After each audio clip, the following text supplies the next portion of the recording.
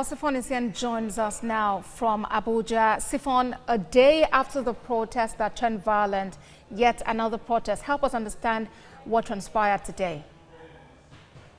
Well, basically, members of the Islamic movement are not ready to back down on their demands for the release of their Sheikh Ibrahim al-Zakzaki. They said they would go to any length staging protest, particularly in the nation's capital, to mount pressure both locally and internationally to get the release of their sheikh. Basically, that's what they are up to.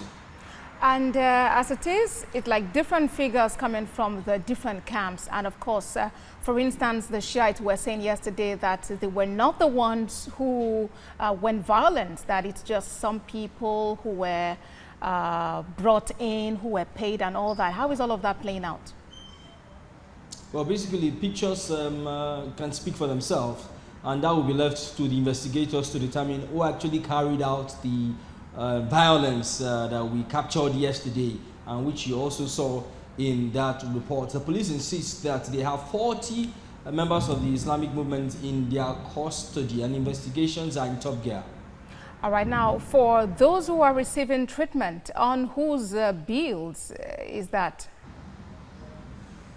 Basically, for those talking about the police operatives on treatment, the authorities of the Nigeria police is picking up the bills.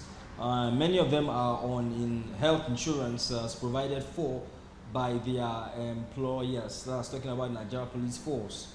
All right, these protests have been on since 2015, December, when Sheikh Ibrahim al-Zakzaki was taken into protective custody. What is the police saying about what will be done in this matter so we don't have a repeat of the occurrence yesterday?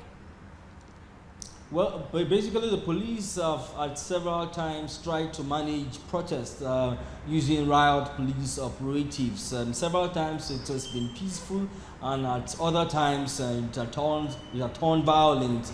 But in this instance, we observe that the police is applying maximum restraint, ensuring they don't apply force, so it doesn't degenerate further.